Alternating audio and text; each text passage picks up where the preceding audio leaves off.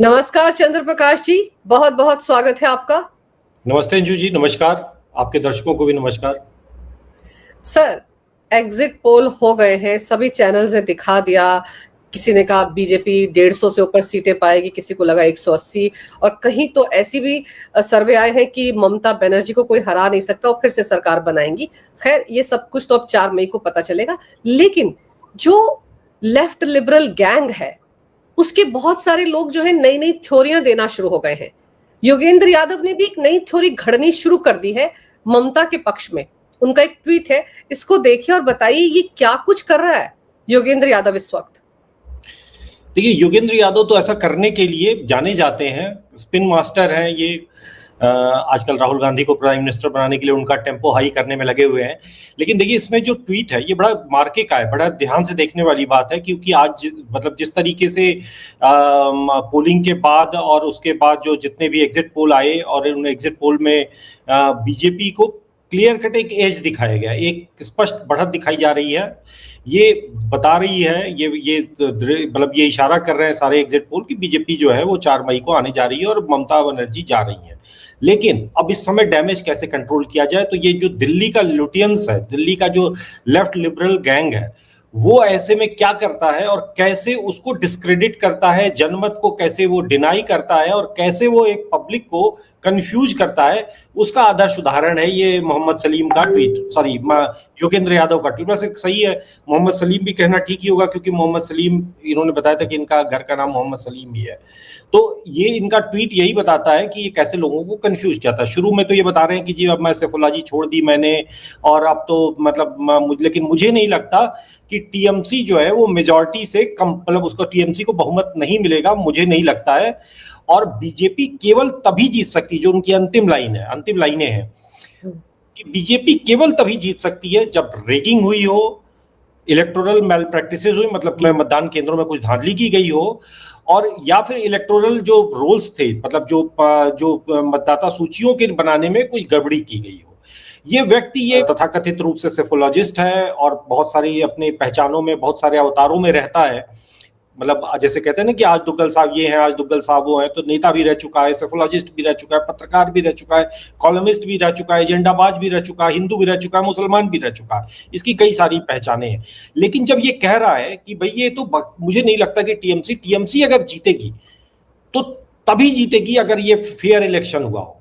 TMC का जीत सिर्फ एक ही कंडीशन पे है, मतलब कि जिसको कोई हंसेगा पेट पकड़कर कि ये व्यक्ति कह रहा है कि टीएमसी तभी जीतेगी अगर फेयर इलेक्शन हुआ होगा। अगर टीएमसी फेयर इलेक्शन नहीं हुआ होगा तो टीएमसी हार जाएगी और बीजेपी जीत जाएगी, वो रिगिंग करके जीतेगी। चलिए ठीक है, ये तो एक तरीका है इन लोगों का बात करने का। लेकिन अब ये पूरी थ्योरी को ये पूरी गैंग देखिएगा अब संवेद स्वरों में आगे बढ़ाएगी। ये बताएंगे कि जो सेंट्रल जो फोर्सेस थी उन्होंने कुछ गड़बड़ कर दी, ईवीएम हैक कर दिया। अब आजकल शब्द नहीं बोलते हैं तो कुछ और शब्द नया निकालेंगे, और कुल मिलाकर जो जनता का जनादेश होगा 4 मई का, उसको ये नीचा दिखाएंगे, उस पे ये अपनी मतलब राहु केतु बनकर उस पे अपनी काली छाया डालेंगे। ये उस तरीके के लोग हैं और उस तरीके के कॉन्स्पिरेसी थ्योरिस्ट इनको कहना चाहिए। ये वही अब आगे तमाशा अगले 4 तारीख तक ये करके भड़ास निकालेंगे। अब ये सटल वे में कह के, और 4 तारीख के बाद यही गंदगी खुल के खेली जाएगी और खुल के ये सब बातें कही जाएंगी। सर, मैनिपुलेशन की बात करें, वोटर लिस्ट में मैनिपुलेशन की जाएगी, क्या ये कहना चाह रहे हैं कि एसआईआर की वजह से बीजेपी जीतेगी? क्या इस तरफ इशारा कर रहे हैं? क्योंकि ममता बनर्जी ने एसआईआर को लेकर क्या क्या नहीं किया सुप्रीम कोर्ट में, हर दूसरे दिन वहां जा रही थी, सुप्रीम कोर्ट से लताड़ भी पड़ी थी कि बाकी जगहों पर भी तो एसआईआर हुआ, वहां पर तो इतने सवाल नहीं उठाए गए, लेकिन बंगाल को इतनी दिक्कत क्या है? तो क्या ये जो वोटर लिस्ट में मैनिपुलेशन है ये एसआईआर की तरफ इशारा कर रहे हैं ये मोहम्मद सलीम? देखिए, अब उनको यही बात है ना कि अंततः जो है वो आपको कॉन्स्पिरेसी थ्योरी लाना है। बिहार में इन्होंने कहा था कि वहां पर तो एकदम बिल्कुल आरजेडी बम्पर वोट से जीत रही है, राहुल गांधी और तेजस्वी का गठबंधन जीत रहा है, और जब परिणाम आए थे तो वो बिल्कुल कहा बोला राम और निकला रहीम टाइप का विषय था। लेकिन देखिए, अब बात वही है कि ये जितनी भी इनको कहानियां अपनी कहनी है, जितनी कहानियां सुनानी है, उनके लिए एक तार्किक आधार एक जुटाने का एक जो एक होता है कि किसी मतलब एक असलहा देना, अपनी नीचे की गैंग को असलहा देना, और जहां तक सुरक्षा की बात है कि मतलब कि अगर वो बीजेपी आ गई, बीजेपी ने अगर सेंट्रल फोर्सेज है तो सेंट्रल फोर्सेज ने कोई गड़बड़ी कर दी, या फिर सुप्रीम कोर्ट ने साथ नहीं दिया, जो आपका प्रश्न था कि सुप्रीम कोर्ट को लेकर आप कह रही हैं कि भाई देखिए, सुप्रीम कोर्ट में कोई जाता है न्याय के लिए, लेकिन वहां पर आपको सुप्रीम कोर्ट ने आपको क्यों लौटाया? क्योंकि आप कोई प्रूफ नहीं दे पाए। सुप्रीम कोर्ट ने कहा ना कि भाई आप हमको डिस्क्रिपेंसी ला के दिखाइए, जिनका वोट कटा हो दिखाइए। सुप्रीम कोर्ट ने जिन जिन लोगों का नाम जरूरत थी डालने की और सही केसेस थे, उनमें आपकी सुनवाई भी की। सुप्रीम कोर्ट में आप फ्रिवलस केसेस लेके पहुंचते रहे और सुप्रीम कोर्ट आपको डांट डांट कर भगाता रहा। अब आप कह रहे हो कि कहानियां सुना रहे हो। तो ये प्रिविलेज इस देश में इस तरीके के धूर्तों को ही है। ये यही लोग हैं जो इस तरीके की हास्यास्पद और मूर्खतापूर्ण बातें करके भी अपने माथे पे इंटेलेक्चुअल लिखवा के आए। जैसे अमिताभ बच्चन के हाथों पर लिख दिया था मेरा बाप चोर है, वैसे इनके हाथों पे लिखा हुआ है कि मैं इंटेलेक्चुअल हूं। तो इनके ये हर जगह वही दिखा देते हैं कि मैं इंटेलेक्चुअल हूं, और इनको देश माने बैठा है और बहुत सारे लोग माने बैठे हैं कि ये इंटेलेक्चुअल है, ये धूर्त है, ये रंगे सियार। सर ये रंगे सियार है और इसीलिए इन्होंने रंगाई पुताई का काम शुरू कर दिया है। लेकिन जो बात ये कह रही है बिल्कुल राहुल गांधी जैसी बात ही हुई ना, क्योंकि राहुल गांधी भी तो ये कहता है कि वोट चोरी हो गई इसलिए मोदी ने सरकार बना ली 2024 में। अगर वोट चोरी नहीं होती तो हम जीत जाते, यही तो बोलते हैं। और योगेंद्र यादव भी घुमा फिरा कर वही बात बोल रहे हैं जो ये गैंग बोलता आ रहा है। और वाकई आप सही कह रहे हैं कि असला थमा दिया है इन्होंने, टूल किट को सामान दे दिया है। अब इसको लेकर ये 4 मई तक कूदेंगे और 4 मई को अगर नतीजे आते हैं और बीजेपी जीत जाती है तो ये इसी थ्योरी को आगे बढ़ाएंगे कि देखिए मैंने तो पहले ही कहा था कि अगर वहां माल प्रैक्टिस होगी तभी बीजेपी जीतेगी, अगर फेयर इलेक्शन होगा तो ममता बनर्जी को कोई हरा ही नहीं सकता था। आप सोचिए, चित भी मेरी पट भी मेरी। देखिए, इस मामले में राहुल गांधी के साथ इनके सुर मिल नहीं सकते। इसलिए नहीं मिल सकते क्योंकि राहुल गांधी अपने सारे पत्ते खोल चुके हैं। ममता बनर्जी को वो चीजें कह चुके हैं जो भाजपा भी पूरे चुनाव के दौरान कहने की हिम्मत नहीं कर रही थी, क्योंकि चाह नहीं रही थी कि व्यक्तिगत हो मामला, ममता बनर्जी को कहीं से कोई सहानुभूति लहर ना मिलने पाए। इसलिए भाजपा ने उनको कोई शब्द नहीं कहा, उनकी आलोचना की, उनकी नीतियों की आलोचना की, उनके कार्य पद्धति की आलोचना की, लेकिन व्यक्तिगत रूप से कुछ नहीं कहा। और ममता बनर्जी के पास गिनाने के लिए कुछ नहीं था। वही मछली, मतलब ये पहला देश का चुनाव होगा जिसका सबसे बड़ा मुद्दा तो मछली थी। मछली के अलावा तो उस चुनाव में कुछ और शब्द तो सुना ही नहीं दिया। मतलब सरकार की तरफ से जो सबसे बड़ा था कि बीजेपी आएगी तो मछली खा जाएगी, मतलब मछली नहीं खाने देगी। यही तो सब लगे, ये एक इसका कुल मिलाकर आउटकम था। देखिए, बात वही है कि अब इनको जो है, राहुल गांधी अपनी सारी बातें कह चुके हैं। राहुल गांधी को भी ये सूट करता है कि ममता बनर्जी वहां से जाएं, और सिर्फ राहुल गांधी को ही नहीं, लेफ्ट को भी सूट करता है कि ममता बनर्जी जाएं, क्योंकि अब राहुल गांधी को शायद कोई एक अच्छा सलाहकार मिला है जिसने उनको ये बताया है कि भैया ये जो, जैसे राहुल गांधी 2021 में जब ममता बनर्जी जीती थी, चुनाव जीती थी, तो उसके बाद राहुल गांधी ने एक ट्वीट कर कर उनको बधाई दी थी। और सिर्फ बधाई नहीं दी थी बल्कि मतलब एक ये कहा था कि भाजपा को करारी शिकस्त देने के लिए ममता जी और पश्चिम बंगाल दोनों के लोगों को बधाई, मैं खुश हूं। और ये राहुल गांधी तब खुश थे जब उनकी पार्टी को 0 सीटें मिली थी। आप बिल्कुल मतलब एक रसातल में आपकी कांग्रेस पार्टी पहुंच गई थी, तब राहुल गांधी खुश थे और ममता बनर्जी को बधाइयां दे रहे थे। ऐसा कौन नेता होगा इस देश में, ऐसा कौन मतलब एक मतलब स्थित प्रज्ञ, जो उसको कहते हैं ना कि दुख में और सुख में हर में खुश रहने वाला व्यक्ति, मतलब राहुल गांधी जैसा व्यक्ति ही हो सकता है या कोई मूर्ख हो सकता है। तो ये व्यक्ति जो है उसमें खुश थे। तो अब उनको किसी ने सलाह बताया है कि भैया ये सब खुश होने की बात नहीं, हम वहां खत्म हो रहे हैं, आप प्रधानमंत्री नहीं बन पाओगे। जो ममता बनर्जी आपको कोई प्रधानमंत्री नहीं बनने देगी। आप याद करिए कि जब इनका इंडिया गठबंधन बन रहा था 2024 के समय, तो जो सबसे बड़ी लंगड़ी मारी थी वो ममता बनर्जी ने मारी थी। ममता बनर्जी के कारण ही इनका प्रधानमंत्री बनने का, प्रधानमंत्री उम्मीदवार घोषित होने का सपना नहीं पूरा हो पाया था। तो ले देकर अब उनको जब ये आंखें खुली तो उन्होंने जाकर अपना बका। तो अब शहजादा सलीम चाहे जो भी कहें, मतलब योगेंद्र यादव जी, लेकिन अंततः ये दरार जो है वो खुल गई है। और उस दरार के खुलने में ये मतलब ठीक है, उनका सपना है कि राहुल गांधी प्रधानमंत्री बने और ममता बनर्जी बंगाल में बनी रहे, मतलब भाजपा ना आए। भाजपा, क्योंकि भाजपा को जनता चाहती है, इसलिए भाजपा ना आए। तो मतलब उसमें कुल मिलाकर अब उनको यही कहना है, लेकिन कहने में यही है कि राहुल गांधी ने दूरी बना ली है। अब जो कि राहुल गांधी ने दूरी बना ली है तो अब शहजादा सलीम करेगा क्या, ये वही बात। लेकिन सर राहुल गांधी जो है वो कितने गए इस बार विधानसभा चुनाव में प्रचार करने के लिए? वो तो ऐसे लग रहा था पहले अपनी हार माने बैठे, क्योंकि बाय इलेक्शन में उनका एक विधायक जीता था ना चुनाव बीच में, उसको भी ममता बनर्जी ने पटाकर टीएमसी में शामिल कर लिया था। तो राहुल गांधी ने तो हिम्मत ही हार दी, वो गए ही नहीं, एक आधी रैली उन्होंने की और उसमें ममता बनर्जी के लिए वही बातें कही जो बीजेपी बोलती है, बिल्कुल बीजेपी वाली भाषा अपनाई ममता बनर्जी के लिए। और उसके बाद भी अगर योगेंद्र यादव को लग रहा है कि ममता बनर्जी के ये होगा और उनको सपने दिख रहे हैं कि शायद वहां पर किंग मेकर की भूमिका में कांग्रेस आ जाए तो शायद वो चले जाएं टीएमसी के साथ, ऐसा कभी हो सकता है? ये तो ऐसा लग रहा है कि मुंगेरी लाल के हसीन सपने देख रहे हैं योगेंद्र यादव। देखिए, अगर हम जो कल एग्जिट पोल के रिजल्ट आए हैं उनको अगर हम देखें तो एक इसमें भाजपा की जीत, तृणमूल की हार के अलावा एक और उसमें एक सिग्नल दिख रहा है कि मतलब एक या दो दिख रहा है। एक तो ये कि भाई जितनी भी मुस्लिम पार्टियां जो बनी थी पिछले कुछ दिनों में, चाहे वो आईएसएफ जैसी हो या फिर उसके बाद जो ये सज्जन थे जो बाबरी मस्जिद बना रहे, हाँ, तो इस तरीके की जो भी पार्टी वो खत्म हो जाएंगी क्योंकि मुसलमानों को कोई कंफ्यूजन नहीं था। उन्होंने एकजुट होकर और उसी को वोट दिया जो जीत सकता था, जो बीजेपी को हरा सकता था। लेकिन दूसरा जो है वो ये कि कांग्रेस पार्टी संभवतः उसकी मरी हुई मतलब उसकी डेड बॉडी में फिर से, जैसे फिल्मों में होता है ना, वो बॉलीवुड की फिल्मों में कि मर चुका था लेकिन तब तक दुआओं ने असर दिखाया और उसमें सांस आ गई, तो कांग्रेस पार्टी की वही स्थिति है कि कांग्रेस पार्टी को संभवतः कुछ मुस्लिम वोट कुछ जगहों पर मिला है और कुछ जगहों पर संभवतः उनके कैंडिडेट्स जीतने की स्थिति में है। हो सकता है एक दो सीट आ जाए और बहुत ही जो मतलब जो कांग्रेस समर्थक और कांग्रेस की जो मीडिया है वो भी जो है वो उनको एक दो सीट और जो विरोधी है वो भी दे रहे हैं।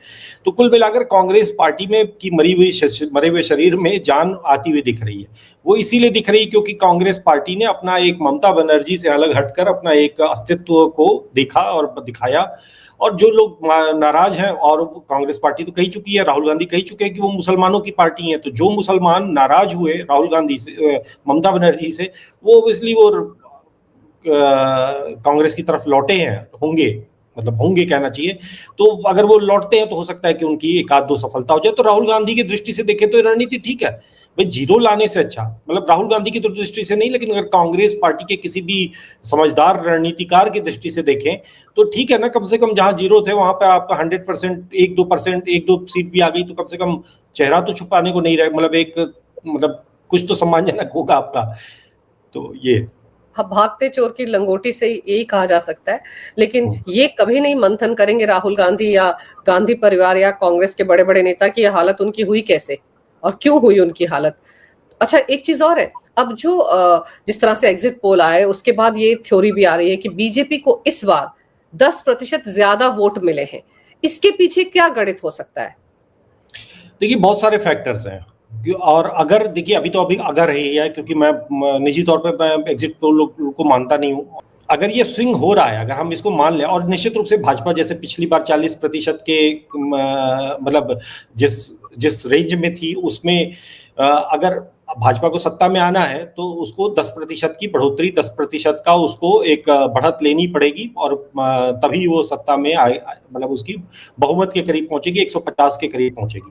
तो वो अब कहां से आया, ये बड़ा प्रश्न था कि भाई ठीक है, पहले फेज में भाजपा का स्ट्रॉन्ग होल्ड इलाका था जहां पर उसके लिए आशाएं थी।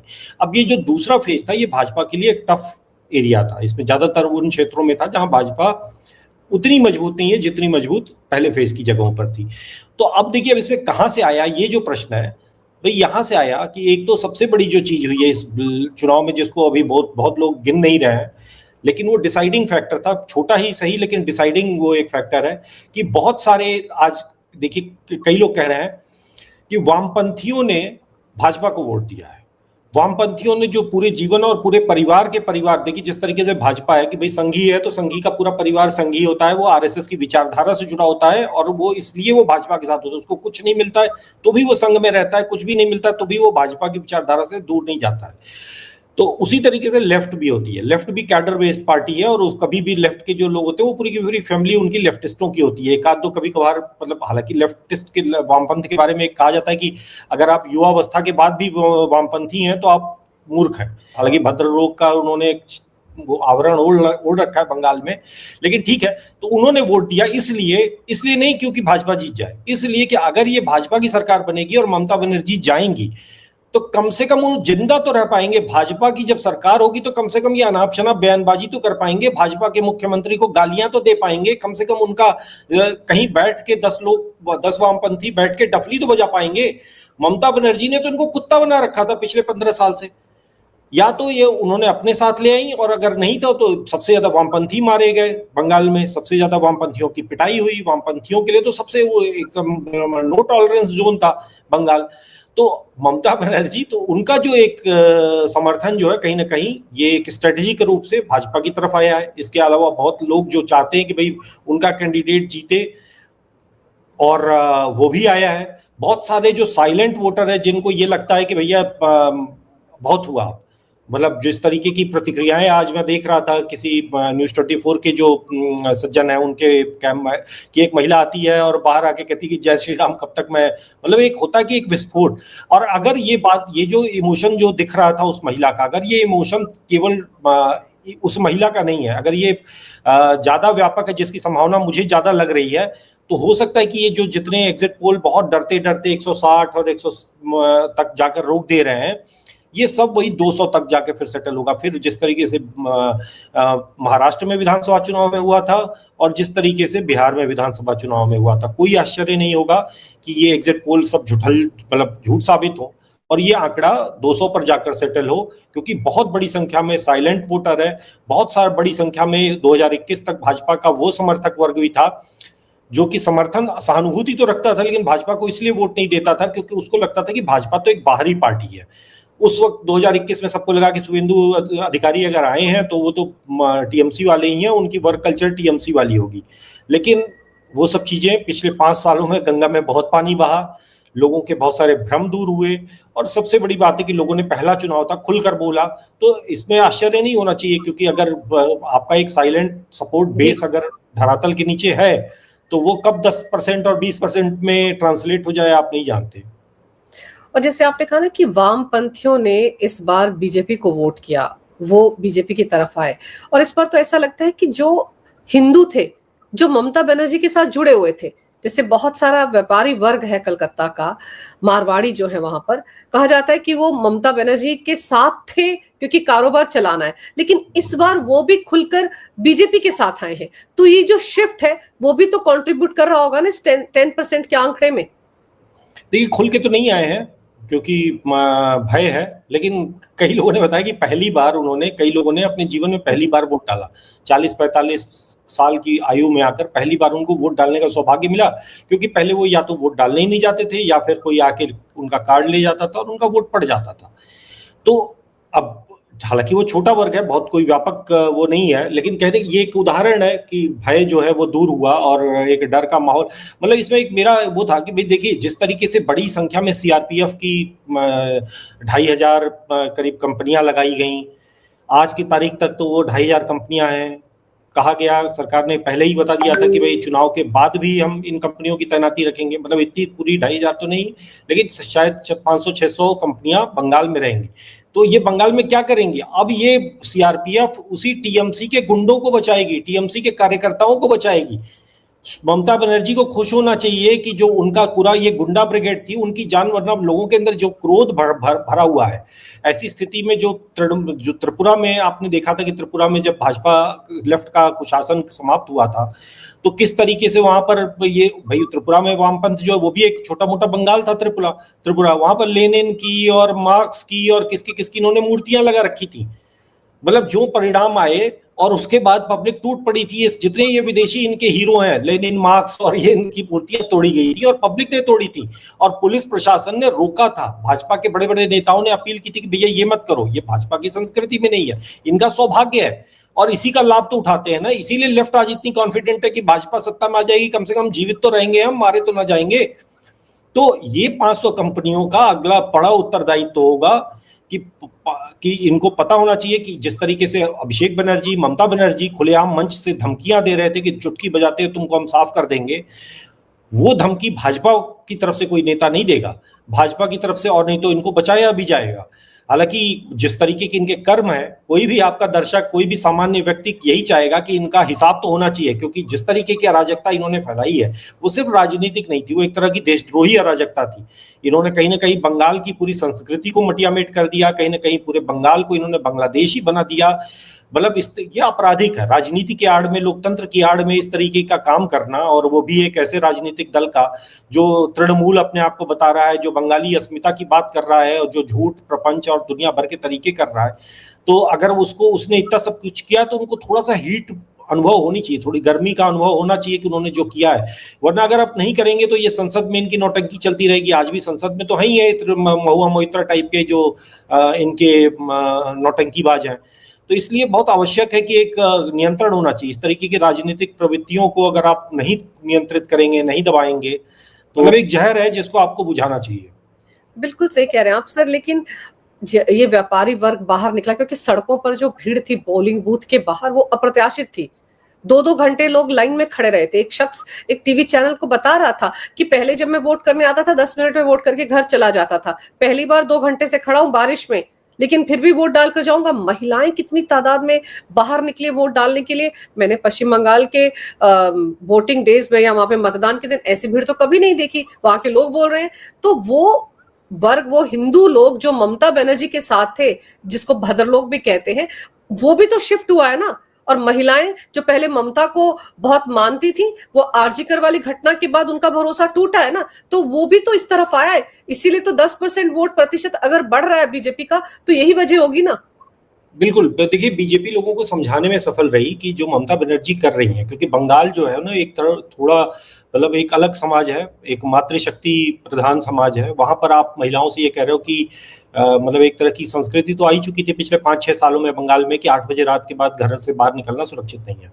ममता बनर्जी आग से खेल रही थी। ममता बनर्जी जो इस्लामीकरण कर रही थी, जो शरिया लागू कर रही थी, जिन शक्तियों, जो फिरहाद हकीम जैसे गुंडों के पीठ पे सवार थी, भाई उनकी संस्कृति में तो महिलाओं को बुर्का पहनना पड़ता है। बंगाल में आप बुर्का ला रहे हो।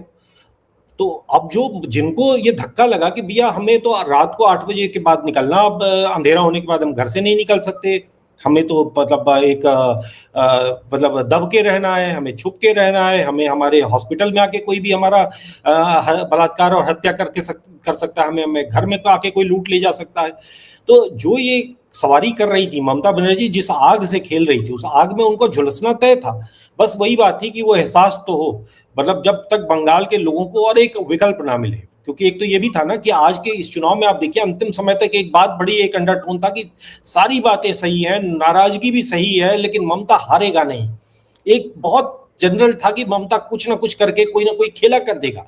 मतलब यही भय में आप याद करिए कि 2011 में लेफ्ट का जब किला ढहा था तब भी था कि लेफ्ट नहीं टूट सकता, लेफ्ट हार ही नहीं सकता, लेफ्ट का जो है तंत्र बहुत कम मजबूत है, ममता बनर्जी लड़ती रह जाएंगी, कभी नहीं जीते, लेफ्ट को हरा पाएंगी। वही चीज ममता बनर्जी लेफ्ट बन गई। आज ममता बनर्जी की जगह भाजपा थी, और ये लड़ाई वास्तव में ना तो ममता बनर्जी ने लड़ ली थी, ना आज ये लड़ाई भाजपा लड़ रही है, ये जनता लड़ रही थी।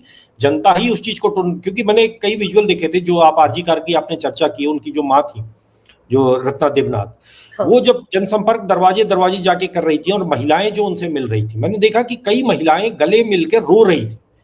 आप जिससे वोट मांगने जा रहे हो वो आपके गले मिल लगकर अगर वो रो रहा है, ये दिखाते हुए कि भाई मतलब आपकी बेटी या हमारी बेटी भी हो सकती थी, तो वो जो भाव था वो बता रहा था कि कहीं ना कहीं ममता बनर्जी के पांव तले से कहीं ना कहीं कुछ बहुत बड़ा है जो खिसक चुका है।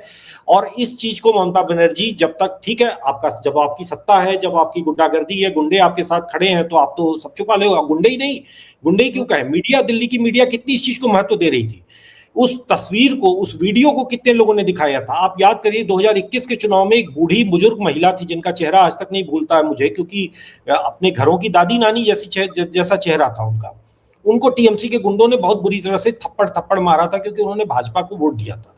मतलब एक बुजुर्ग 80 साल की महिला को, अब तो शायद वो जीवित भी नहीं होंगी, लेकिन इस पार्टी ने, इस ममता बनर्जी के गुंडों ने और ममता बनर्जी के जो पाप हैं, वो पाप किसी भी मतलब सभ्य समाज में वो लागू नहीं होते हैं। तो इसलिए बड़ा एक कहीं ना कहीं वो ऐसा अंडर करेंट है जो शायद अभी भी हम लोग देख नहीं पा रहे हैं, और शायद 4 मई के, हाँ अब इसमें वही बात आ रही है, सेकेंड फेज था जिसमें बड़े पैमाने पर उन्होंने अपनी ताकत झोंकी। हिंसा कराई, सब कुछ कराया, तो वो कहीं किसी स्तर तक जाकर उसने लोगों को भयभीत करने में या किसी तरीके से आतंकित करने में लोगों, अगर वो असर हो गया होगा, तो शायद वो फिर वो 200 जो बातें हम कर रहे हैं वो ना हो पाए। लेकिन अगर अगर वो ममता बनर्जी लोगों ने अगर वाकई में अपने डर के आगे जीत कर लिया है, तो फिर ममता बनर्जी के बहुत बुरे दिन आने वाले हैं।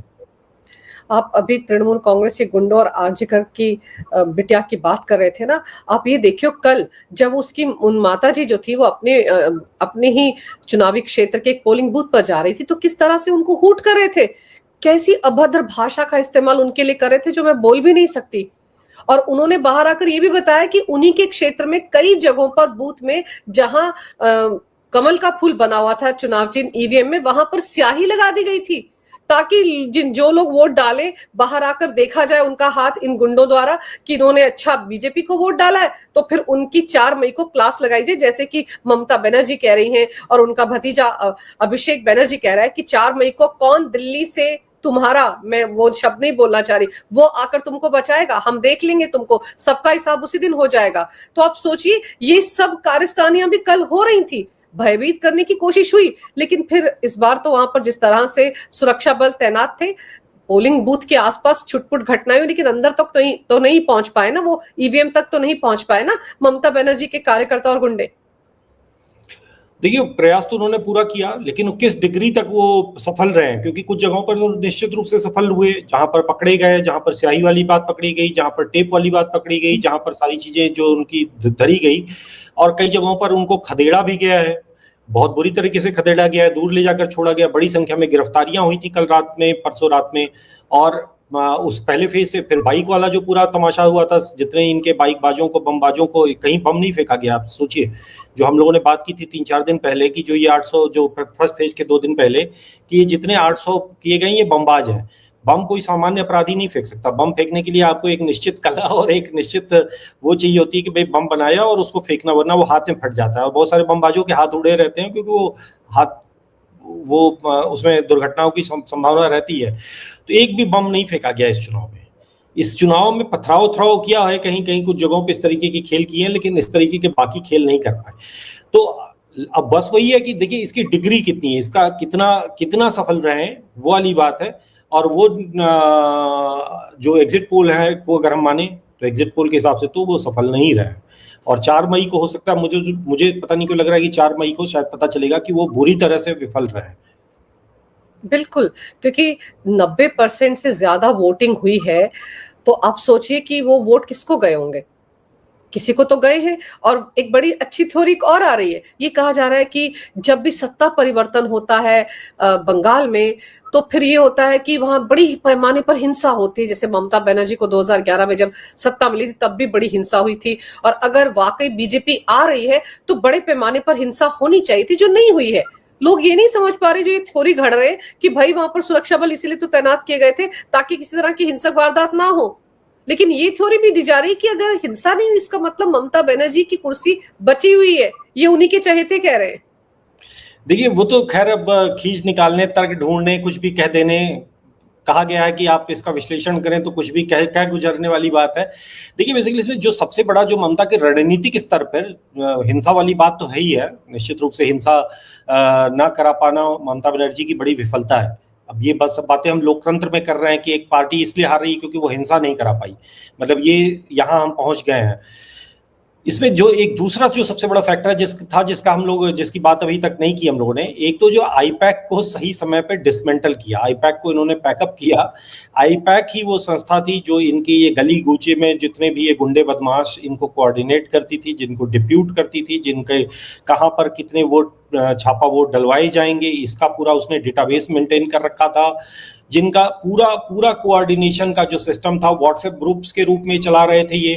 भाई जैसे मान लीजिए कि एक पोलिंग बूथ है तो वहां का एक गुंडा है, वहां के उस गुंडे से जो है वो आईपैक कोऑर्डिनेट करता था कि भाई देखो यहाँ पर इतने वोट हैं, इतने वोट हमारे हैं, इतने वोट सामने जा सकते हैं, तो इतने वोटों को हमको रोकना है, चाहे वो मतलब जो बूथ जामिंग कहते हैं वो कराना है, चाहे हमें और इतने वोट छापा कराना है, मतलब एक बाकायदे एक प्रोफेशनल तरीके से एक कॉन्ट्रैक्ट।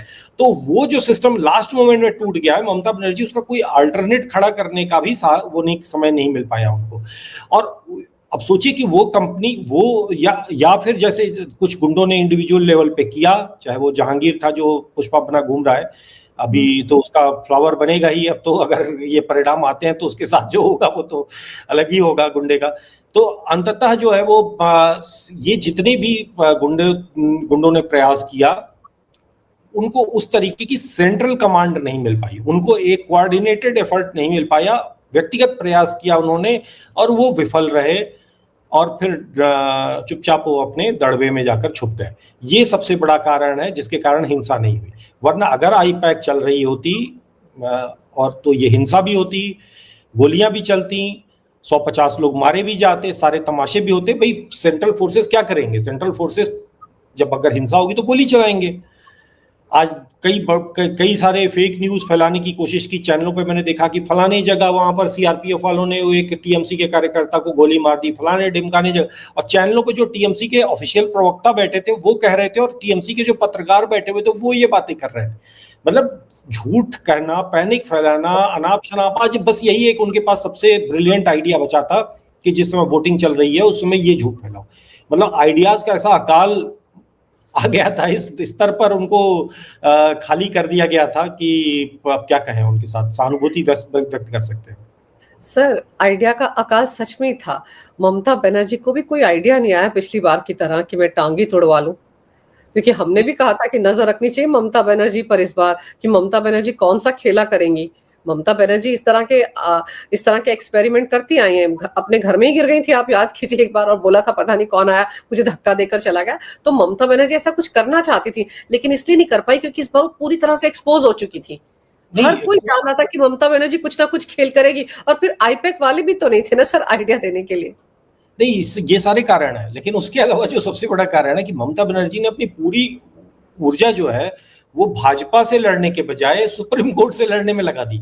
वो हमेशा तो उनका एक सुप्रीम कोर्ट में डेट लगी हुई थी, एक वकील उनकी, वो जो आप जिसको सांसद बनाया है उन्होंने, जो गुरुस्वामी, वो परमानेंट वहीं खड़ी रह रही थी, डांट सुन रही थी। उनके वकील जो है वो चूंकि आप प्रिविलेज, यहाँ तक कि इन्होंने एक मौखिक पिटीशन भी पेश की, केस मुझे भी याद नहीं है, कि बस हम पहुंच गए, जैसे पुराने समय में होता था ना कि हुजूर मतलब त्राहिमाम करता हुआ कोई राजा के पास चला जाए और राजा जो है उसके ऊपर निर्णय सुना दे।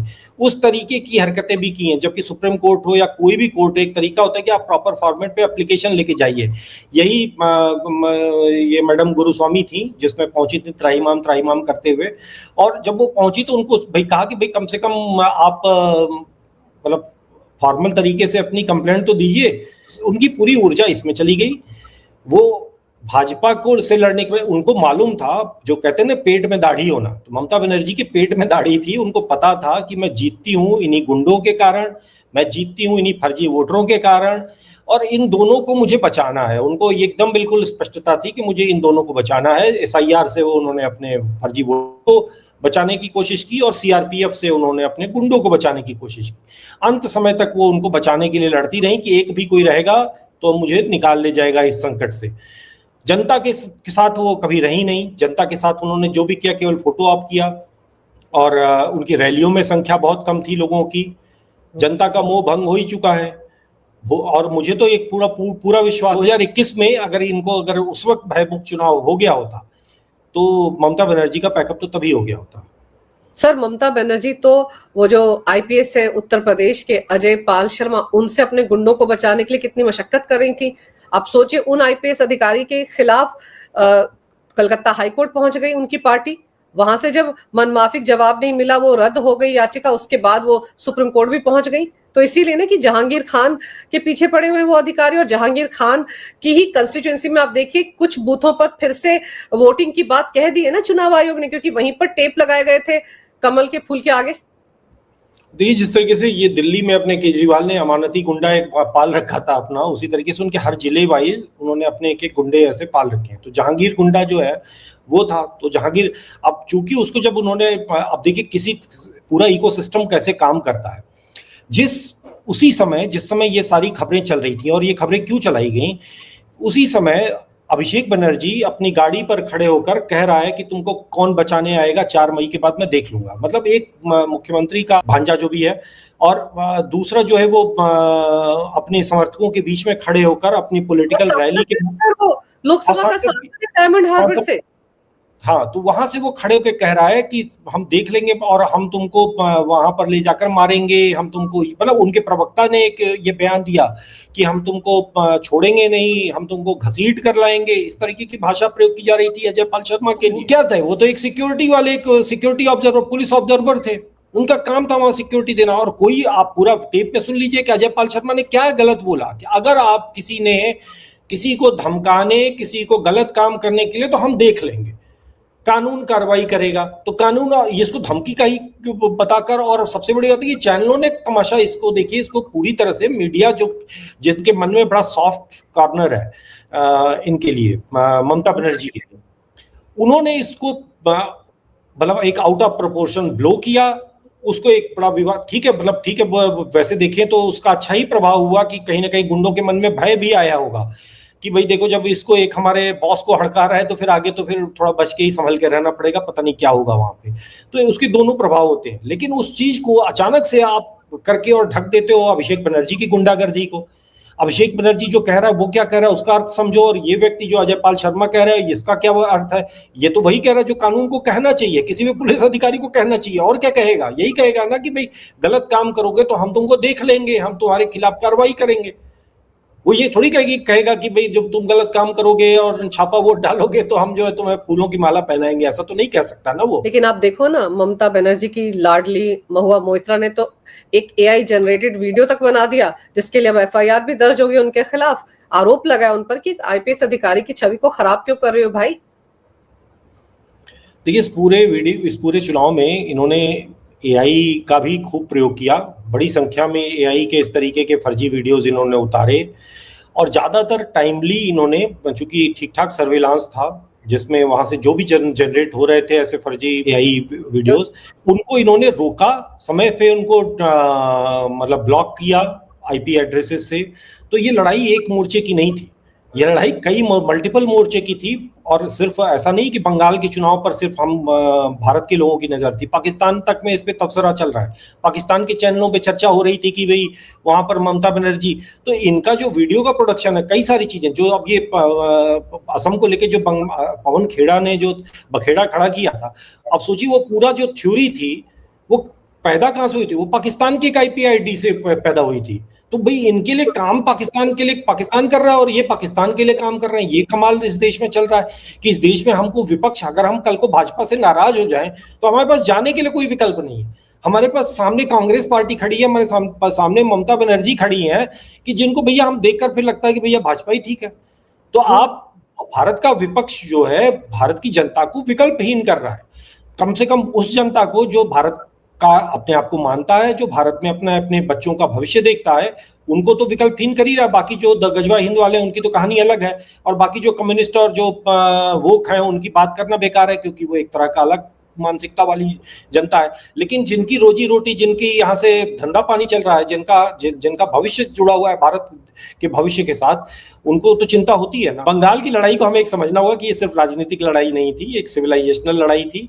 बंगाल में सिर्फ एक कोई सत्ता परिवर्तन नहीं होगा, बंगाल आगे भी भारत का हिस्सा बना रहे, बंगाल कश्मीर के राह पे ना जाए, इसके लिए बंगाल में भाजपा ही एकमात्र विकल्प थी और कोई दूसरा विकल्प नहीं।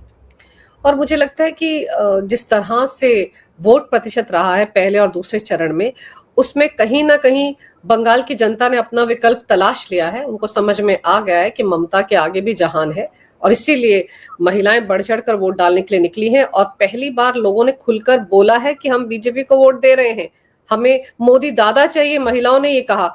तो ये अपने आप में बहुत बड़ा संदेश दे रहा है। लेकिन फिर क्या करें, वो जो लेफ्ट लिबरल जमात है, लुटियन गैंग है, उनको भी अपनी नाक बचानी है, उनको भी नई थ्योरियां घड़नी है, उनको जनता के बीच ये भ्रम फैलाना है कि अगर बीजेपी जीत गई तो फिर उन्होंने एसआईआर में गड़बड़ी की है, ईवीएम में गड़बड़ी की है, और राहुल गांधी की जुबानी कहा जाए तो वोट चोरी की है। तो इस थ्योरी को ये लोग फैलाएंगे और अगले 3-4 दिन तक ये थ्योरी चलेगी, जब तक कि ईवीएम खुलती नहीं है और नतीजे सामने नहीं आते हैं। लेकिन फिर सर, रुदाली गैंग है, नतीजे देखने के बाद भी रोएगा। आपने सर समय निकाला, बहुत विस्तार से इस विषय पर बहुत अहम जानकारी मेरे दर्शकों को दी। आपका बहुत बहुत धन्यवाद। नमस्कार। भारत माता की जय। वंदे मातरम। जय हिंद। जय हिंद।